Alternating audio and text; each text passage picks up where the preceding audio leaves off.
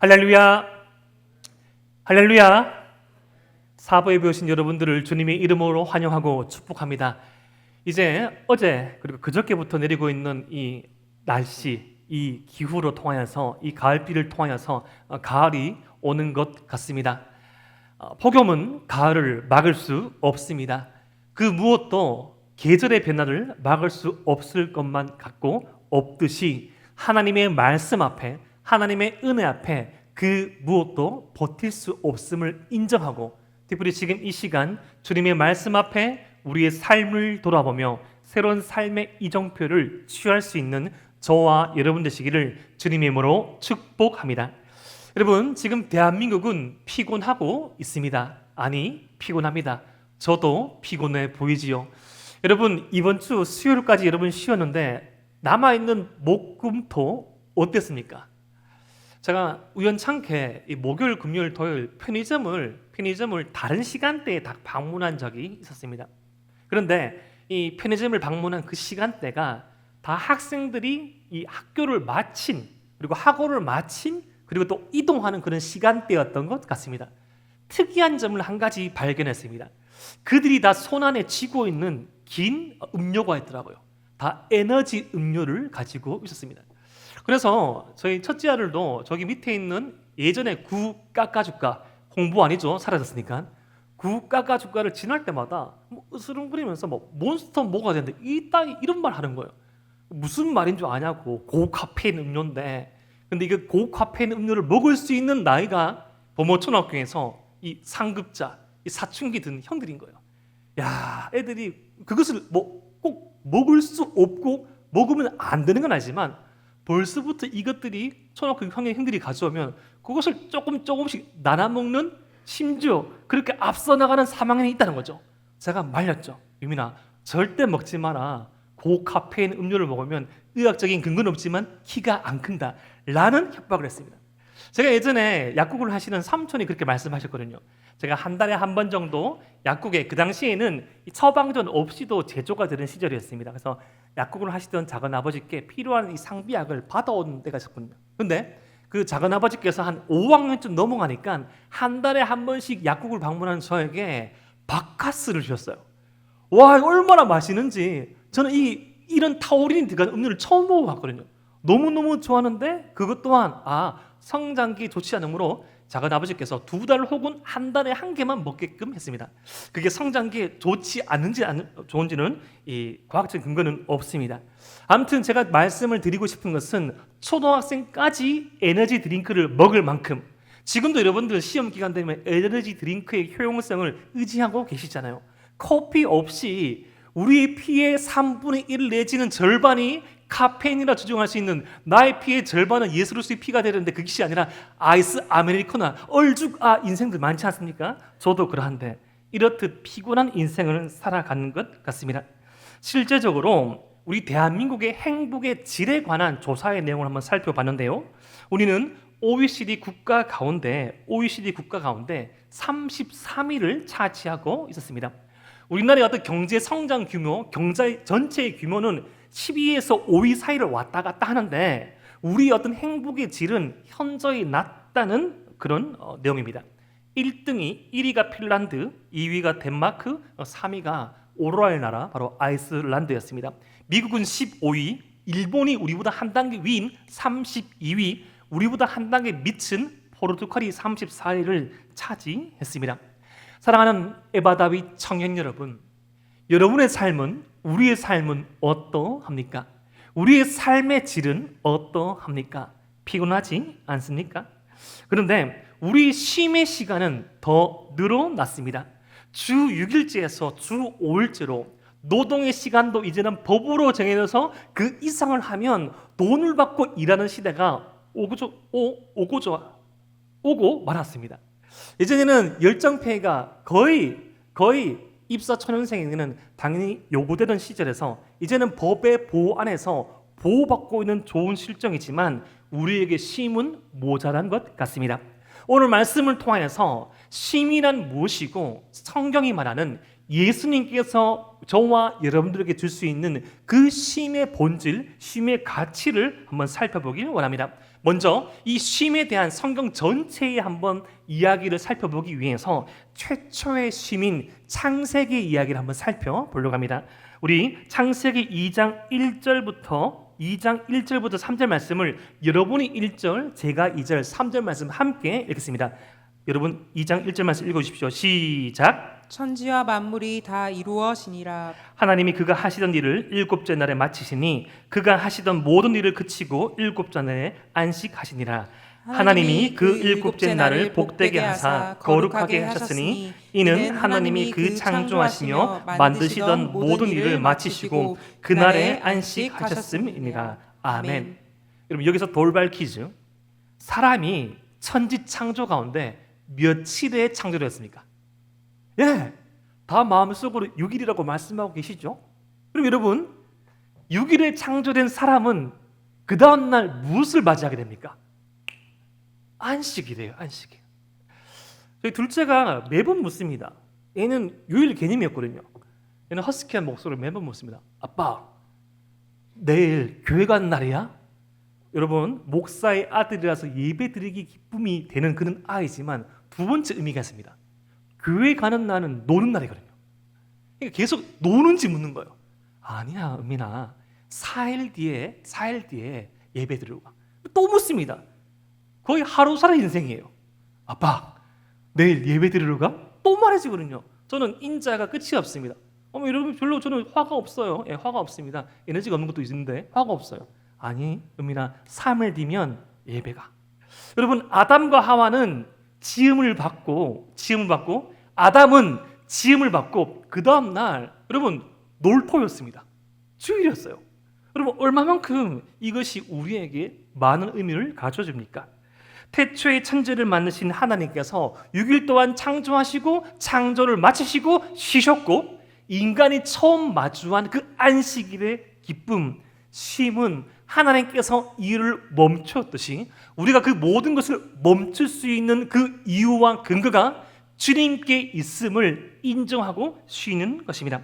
특별히 이 안식일에 대해서 상수를 한 말씀이 출애굽기 20장 8절부터 11절 말씀 가운데 나오는데 여러분 태초의 천지가 창조된 이후에 사람이 범죄하여서 하나님과 사람 사이가 분열된 후에 하나님께서 우리 사람에게 주시고자 하던 이 완전한 쉼이 깨어지고 여러분 그때부터 인간이 범죄함부터 쉼은 힘이 있는 자가 쉴 수 있고 힘이 없는 자는 쉴 수 없는 구조가 만들어졌습니다. 그래서 하나님께서는 그 이스라엘 백성을 출애굽시키면서 다시금 하나님의 백성들에게 하나님께서 원래 보장시켜줬던 그 쉼을 보장시켜주는 그 말씀이 출애굽기 20장 8절부터 11절 10계명의 말씀 가운데 나옵니다. 사랑하는 에바라비 청년 여러분, 참된 쉼에 대한 보장, 그것은 하나님께서 보장하여 주십니다. 노동법이 보장해 주는 것이 아니라 우리가 어떤 피서지나 어떤 여행지나 어떤 우리의 삶의 성취를 통하여서 우리가 참된 쉼을 누릴 수 있는 것이 아니라 참된 쉼이란 태초부터 하나님의 마음에서부터 계획된 것임을 잊지 마십시오. 오늘 우리가 살펴볼 이 말씀은 참된 쉼으로의 초청을 하시는 예수님의 말씀을 담고 있습니다. 우리 마태복음 11장 28절 말씀을 함께 한번 읽어보겠습니다. 시작. 수고하고 무거운 짐진 자들아 다 내게로 오라. 내가 너희를 쉬게 하리라. 아멘. 하나님께서 참된 쉼을 상실한 주님을 인정하지 않은 세상 속에서 살아가는 저와 여러분들이 피곤하고 지쳐있는 그 이유를 두 가지를 들고 있습니다. 바로 수고하고 있기 때문이고 무거운 짐을 지고 있기 때문이라고 합니다. 여러분 이 수고는 원어의 표현을 보면 능동, 우리가 찾아서 하고 있는 것이고 무거운 짐은 수동형, 주어진, 지어진 것입니다. 여러분 그것이 무엇일까요? 첫 번째로 저와 여러분들은 우리의 죄의 짐과 그 죄로 인한 결과들이 수고와 무거운 짐으로 주어지게 되었습니다. 인간은 아담이 하나님과 같아지려는 그 범죄, 죄가 이 세상에 들어온 이후에 그 모든 것들을 자신이 책임지고 살아가려는 그 삶을 선택한 순간 무거운 죄의 짐, 그 죄의 짐으로 말미암은 피곤함이 이 땅 가운데 오게 되었습니다. 여러분, 이것은 신앙적인 측면을 가지고 있는 것입니다. 여러분, 죄란, 우리 기독교에서 말하고 있는 죄란 어떤 종교적인 어떤 행위를 하지 않고 하고의 문제가 아니라 하나님을 신뢰하지 않는 것에서부터 시작됩니다. 우리가 무언가를 알고 무언가를 몰라서 죄를 짓고 안 짓고의 문제가 아니라 범죄는, 죄는 우리의 인생을 책임지시는 하나님을 인정하지 않고 신뢰하지 않고 우리 스스로가 우리의 인생을 책임지려 하는 것이 범죄, 죄라는 것입니다. 여러분, 한번 상상해 보십시오. 여러분들이 나중에 이루고 낳게 될 그 아이들이 6세, 7세, 8세가 돼서 여러분들의 아들과 딸들이 여러분 앞에서 진지하게 의논합니다. 오빠, 인생을 어떻게 살아야 될까? 인생은 우리 스스로의 힘으로 살아가는 거야. 이제 내년이면 초등학교 입학하게 되는데 초등학교는 어디로 가게 되지? 그거는 네 좋을 대로 가야지. 부모님과 의논하지 않습니다. 초등학교 1학년이 초등학교 2학년 누나한테 묻습니다. 이거는 어떻게 하지? 우리가 다 의무교육제고 다 돈을 대주는데 방과후 학교는 어떻게 신청하지? 부모님에게 묻지 않아요. 모든 것을 책임지려고 한다고 하면 그러한 자녀의 행동만큼 부모님의 마음에 못을 박는 것이 없겠죠. 이것이 하나님을 배제하고 살아가려는 우리 인간의 죄된 삶의 모습입니다. 우리가 이 수고하고 무거운 짐을 지고 있다는 것은 두 번째 의미는 우리에게 부과된 짐이 있다는 것입니다. 여러분, 우리에게 맡겨진 저와 여러분들이 사회의 어떤 구성원으로, 공동체의 일원으로서, 가족의 구성원으로서 여러분들의 그 존재된 그 자체만으로 인해서 주어진 책임과 역할 그 자체로 수고를 요구하고 그냥 무거운 짐이 되고 만다는 것입니다. 이것은 저와 여러분들이 이 땅 위에서 발을 딛고 살아가는 인생 가운데 계속적으로 부딪히고 계속적으로 우리의 삶을 노크하는 문제입니다. 권력자나 힘이 없는 자나 가난한 자나 부유한 자나 그 한 사람 한 사람, 인생 한 사람 한 사람이 그들이 지고 있는 인생의 무게가 있다는 것입니다. 이렇게 인간이 스스로 지고 인간의 스스로 진 죄의 짐, 그리고 인간에게 주어진 삶의 무게와 짐들을 주님께서, 예수님께서 해결해 주신다고 말씀합니다. 그 해결 방법에 대한 말씀, 29절 말씀을 함께 한번 읽어 봅시다. 시작. 나는 마음이 온유하고 겸손하니 나의 멍에를 메고 내게 배우라. 그리하면 너희 마음이 쉼을 얻으리니. 여러분, 참된 쉼을 향한 첫 번째 비결은, 참된 쉼은 주님의 성품에 참여할 때 누릴 수 있다는 것입니다. 여러분, 상식적으로 논리적으로 수고하고 무거운 짐진 자들아 다 내게로 오라, 내가 너희를 쉬게 하리라 라는 그 말씀 다음에 뭐가 나와야 됩니까? 짐 벗어, 무장 해제, 후후 놀아. 감사합니다. 유수야 고마워. 항상 최고의 반응.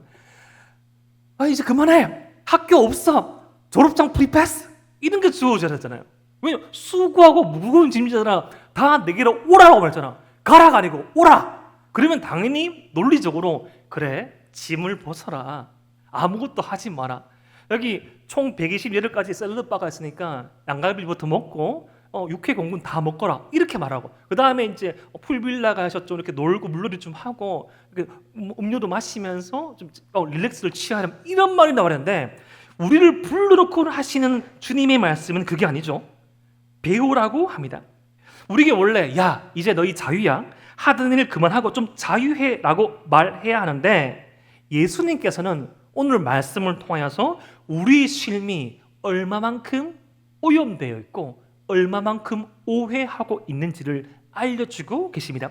지금 우리가 아무것도 하지 않고 모든 것들을 내려놓고 우리 마음대로 한다고 하여서 참된 쉼이 주어지는 게 아님을 주님은 우리에게 알려주고 있다는 것입니다. 예수님은 오히려 적극적으로 무언가를 해야만 쉼을 누릴 수 있다고 말합니다. 그것이 무엇입니까? 바로 첫 번째, 주님의 성품을 배우라고 합니다. 그러면 주님의 성품, 우리가 배워야 될 주님의 성품이 무엇입니까? 따라해볼까요? 온유와 겸손. 다시 한 번 더, 온유와 겸손. 여러분, 예수님의 온유한 성품을 배우고 그 성품에 참여할 때, 그 성품대로 살아갈 때 예수님의 겸손을 우리가 알고 예수님의 겸손을 따라가며 살아갈 때 우리가 참된 쉼을 누릴 수 있다는 것입니다. 여러분, 예수님의 온유가 어떠한 것입니까? 예수님께서 온유하시다, 예수님께서 온유하다는 것은 그 예수님의 그 온유한 성품은 죄인들, 약자들, 그 힘이 없고 사회에서 소외된 자들을 끌어안은 예수님의 삶과 성품에서 드러납니다. 우리에게 좀 더 이득이 되지 않을 것만 같은 보이는 사람들을 굳이 예수님은 찾아가셔서 그들에게 손을 내미시고 그들을 안아주시고, 어쩌면 이 야국 강식과 적자 생존의 시대 가운데 더 높이, 더 멀리, 더 빨리 고지를 점령해야 행복을 취할 수 있다는 잘못되는 세상의 가치관 가운데, 그냥 앞서가도 늦을 것만 같은 세상 가운데 주님은 때로 돌아보시며 때로 멈추시며 주저앉아 있고 뒤처져 있고 눈물 흘리고 있는 인생에 손을 잡아주시고 그 인생의 눈물 가운데 함께 울어주시는 성품, 그것이 바로 예수님의 온유한 성품입니다. 이제 새로운 조편성이 짜져 있고 짜여지고 있겠죠. 여러분들은 지금까지 몇 명의 리더들을 만나 보셨습니까? 저도 이렇게 저렇게 생각을 떠올려 보니까 한 6번에서 7번 정도를 리더로 섬긴 것 같아요. 한 군대를 제대하자마자 계속 섬겼었고 신학을 하기 전까지 계속적으로 섬겼던 것 같아요. 제게 있어서 가장 기억에 남는 리더, 제게 있어서 가장 기억에 남았던 성김이는 그런 분이었습니다. 처음에는 정말 성경 공부를 재밌게 하고 자차를 소유하고 다른 조 간식보다 더 탁월한 간식을 주고 웃기고, 때로는 이성의 리더라면 피부도 투명하고 하얗고 이쁘고 옷구슬을 갖고 찬양도 잘하고, 저는 항상 건반을 치는 자매들을 로망했었거든요.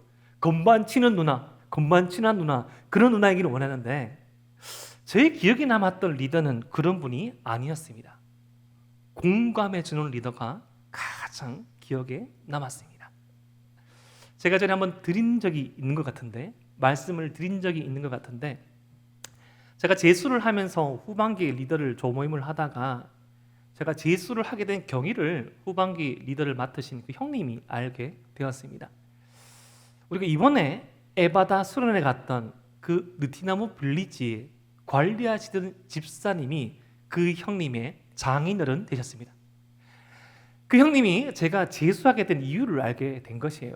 저희 집안이 갑자기 어렵게 돼서 저는 등록을 못해서 재수를 하게 되었거든요. 그 형이, 그 리더가 갑자기 소그룹 성경 공부를 진행하다가 우시는 거예요.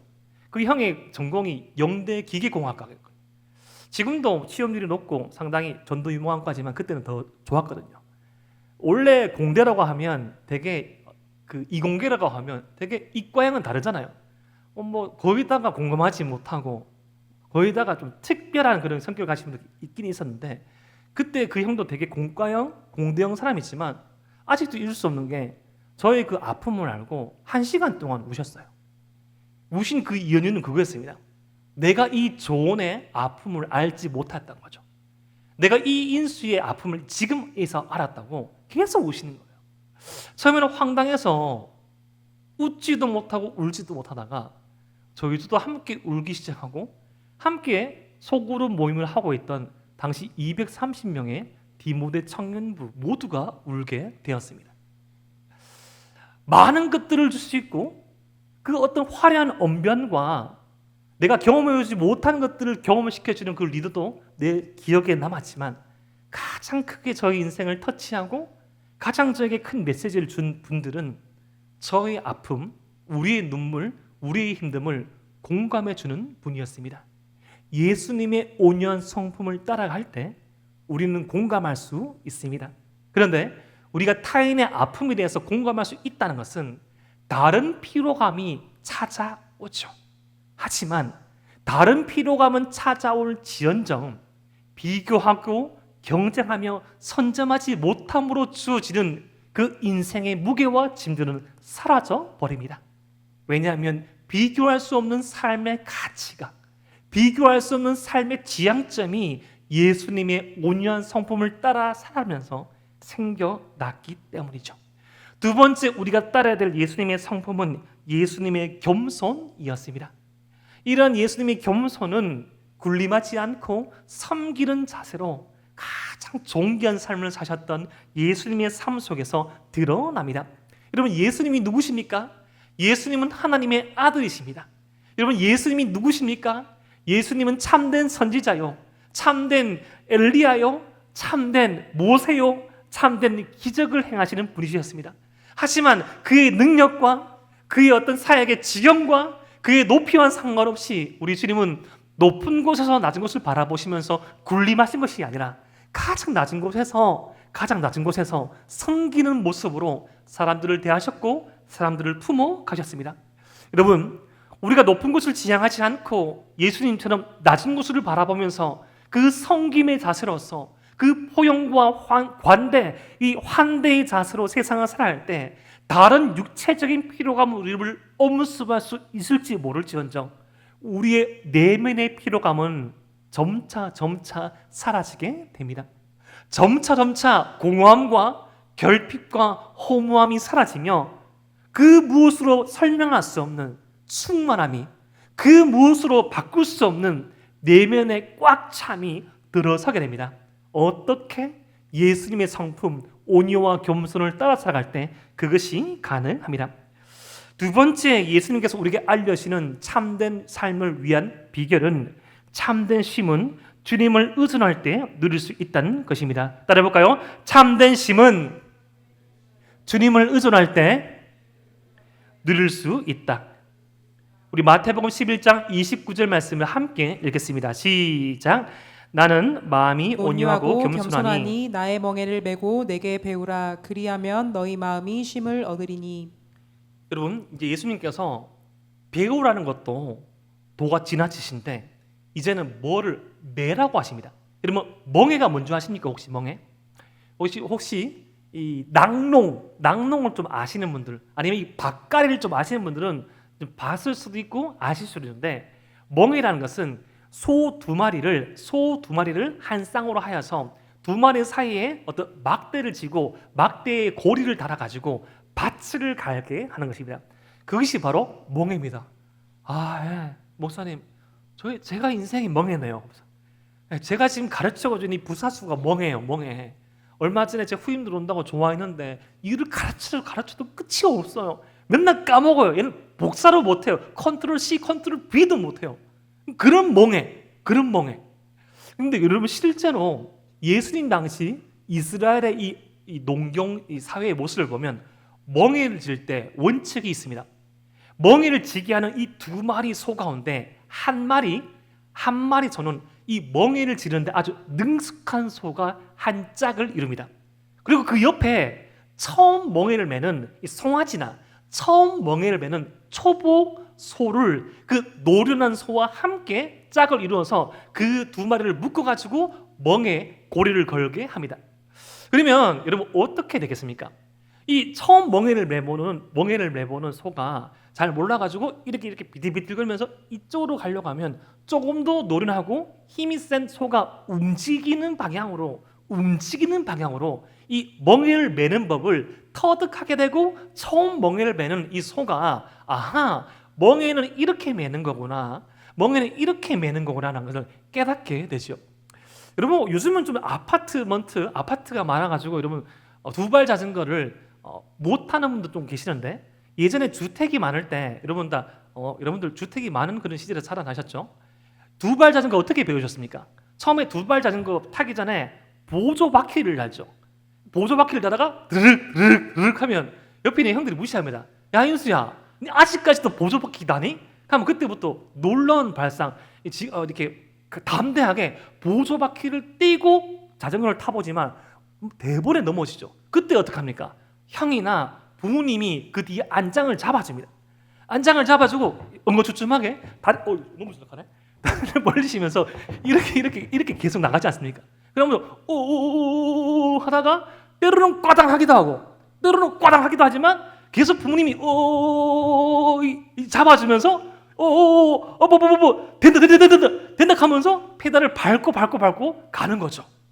처음에는 보조바퀴, 그 다음에는 형 누나의 어떤 안장을 잡아줌 딱 보다가 그때부터 조금씩 몇 번 넘어지고 무릎이 박살나고 데일밴드가 딸고 닦을 때까지 무릎에 딱가래 갔다가 그 가는 방법을 터득하게 되고 가게 되는 것이에요. 사랑하는 에바라위 청년 여러분, 지금 우리에게 예수님께서는 참된 쉼은 무엇을 하지 않는 것, 그것이 아니라 예수님의 성품을 따라가 살아갈 때, 그리고 더 나아가 참된 쉼을 주님을 의존하며 살아갈 때 우리의 삶의 목적과 방향이 주님과 동역하며 동행할 때 주어진다고 말씀하고 있습니다. 동역과 동행, 주님과 같은 방향으로 주님이 걸어가신 그 길을 따라서 주님의 그 발걸음에 우리의 발걸음을 맞추어 한 걸음 한 걸음 나아갈 때 그때 우리의 삶이 참된 쉼과 참된 안식이 주어진다는 것입니다. 사랑하는 에바라위 청년 여러분, 우리가 주님과 동역하고 우리가 주님과 동행할 때 우리 어떤 시간의 부족함, 육체적인 피로감은 있을지언정 우리의 영혼의 결핍, 우리 영혼의 허망함, 우리의 삶의 그 힘듦은 줄어든다는 것입니다. 사랑하는 에바라위 청년 여러분, 어쩌면 여러분들이 인생 가운데 그러한 시간이 있을 수 있습니다. 참 시간은 작았고 나의 어떤 개인적인 시간은 작았지만 참 의미 있던 시간들, 여러분 심지어 이런 경험들은 예수님 밖에서도 아주 조금은 할 수 있습니다. 여러분 신앙이 없는 사람이 이 절대자를 인정하지 않은 그 사람의 가장 이 고결한 삶이 무엇입니까?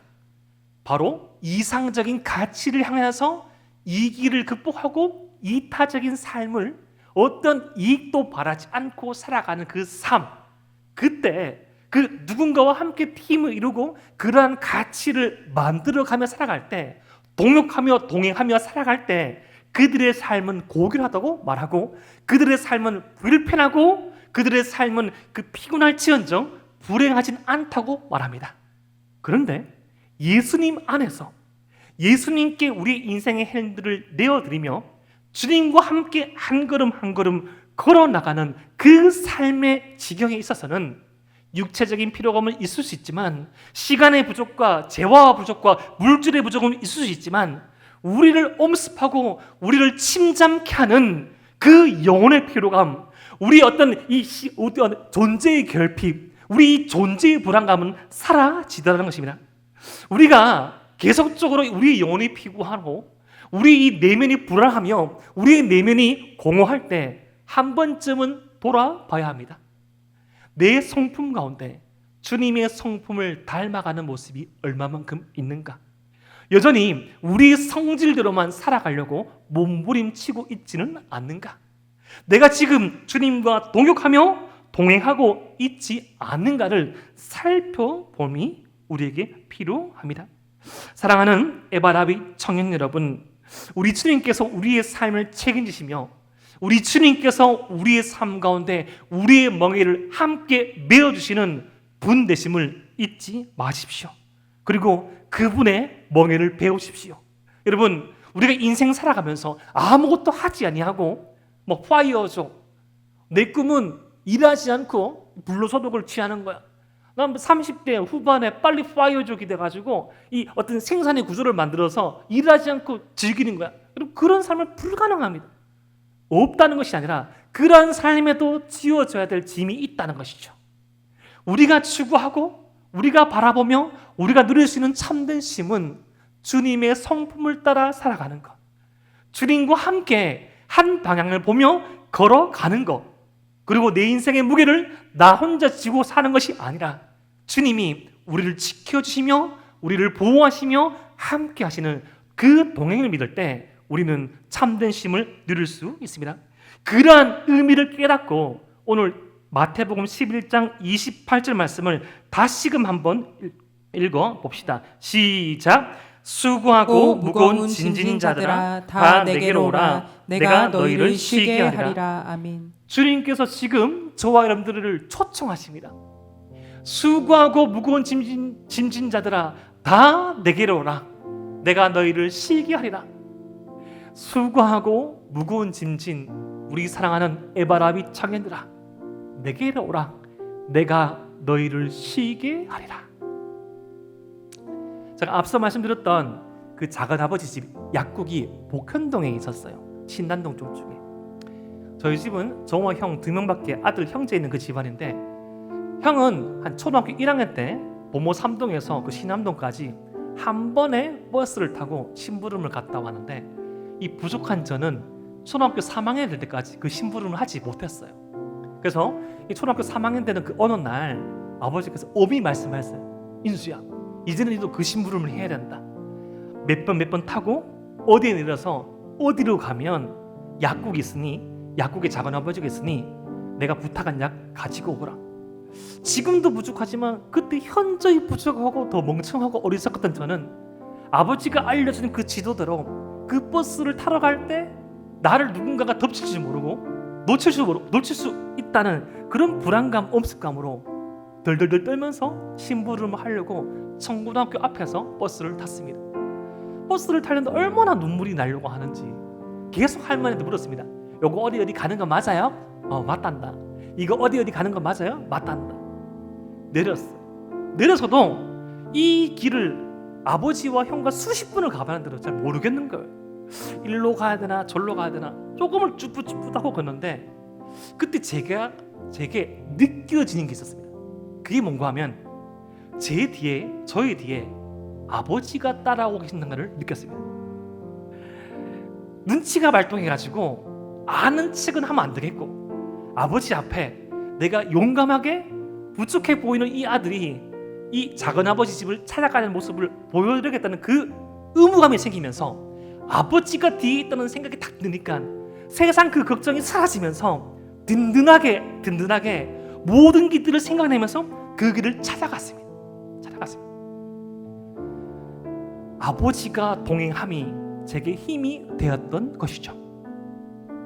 제가 그 언젠가 한번 예화를 드린 적이 있는 것 같은데 이번 인디언 가운데 한 부족은 성인이 된 그런 독특한 의식이 있습니다.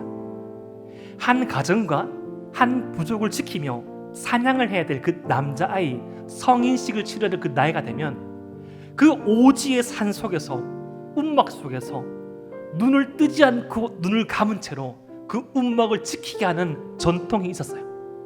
그런데 그 로키 산맥 그 언저리에 얼마만큼 많은 늑대와 맹수가 있습니까? 아우 막 울면 아빠한테 배우는 그 검술을 가지고 그 소리 나가 쪼으면서 검을 휘두르기도 하고 막 뭔가 스쳐 지나가면 화살을 막 쏘기도 하고 때로는 막 아슬아슬하게 막 핥히다가 뭔지 모르겠다 핥히다가 끓기고 쓰러졌다가 다시금 일어나고 절대 눈을 떠서는 안 됩니다. 아침에 눈을 떴습니다. 보니까 자신의 몸에 핏자국도 있고 핥힌 상처도 있는데 널브러져 있는 어떤 나무 가지와 맹수의 어떤 잔해들. 근데 그 성인씨를 치르게 되는 소년의 눈에 들어온 것은 자신의 그 시선이 멈춘 곳에 자신을 바라보고 활시를 당기고 있는 아버지의 모습이었습니다. 그 인디언 부족은 그 아버지가 이 아이를 밤새 지켜주는 거예요. 자신이 검술로 자신의 화살로 이겼다고 생각했지만 그 아버지가 대신 싸워준 것이죠. 그때 깨닫습니다. 아들아, 내가 너를 목숨 다해 지켰듯이 너도 누군가를 지킬 수 있는 그 동역자를 구하렴. 너도 그 누군가를 지킬 수 있는 성인 아빠가 될 수 있단다. 사랑하는 에바다윗 청년 여러분, 우리 혼자면 외롭습니다. 우리 한 사람이면 아무것도 감당할 수 없어요. 그러나 우리와 함께 하시는 주님이라면 피곤할 수 있지만 공허하지 않은 우리의 가슴에 벅차오를 수 있는 공동체의 꿈을 품을 수 있고 주님의 은혜의 가치를 누릴 수 있습니다. 고민이 있습니까? 아픔이 있습니까? 문제가 있습니까? 그 문제와 고민과 아픔을 주님께 내어놓으십시오. 그리고 이 길을 함께 가는 우리 공동체원들에게 그것을 나누고 내 사랑하는 이들에게 말할 때 우리의 인생의 짐은 가벼워지며 우리에게 새로운 행보가 시작될 것입니다. 오늘 말씀을 통해 우리의 마음에 새기고 살아낼 말씀 두 가지로 정리해 보았습니다. 첫 번째, 하나님께서는 저와 여러분들에게 참된 쉼을 주시려고 합니다. 여러분, 교회에 사역하려고 온 거 아닙니다. 여러분, 교회에 일하러 온 거 아니에요. 여러분, 그 일이 여러분들의 영혼을 잠식시킨다면 잠시 생각해 보셔야 됩니다. 그 일을 하게 된 동기와 원인이 무엇이고 그 일을 할 수 있는 능력과 원천은 우리 안에 없었음을 살펴볼 수 있게 될 것입니다.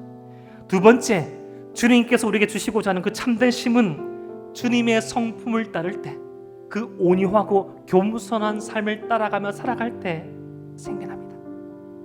여러분, 잘난 척하는 거, 완벽한 척하는 거 얼마만큼 피곤합니까?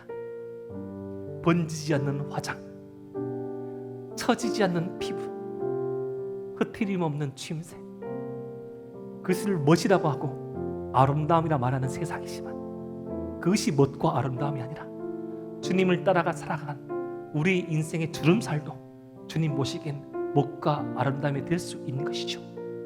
교만한 자는, 자만한 자에게는 참된 쉼은 없습니다. 그리고 주님과 동역할 때 참된 쉼은 주어집니다.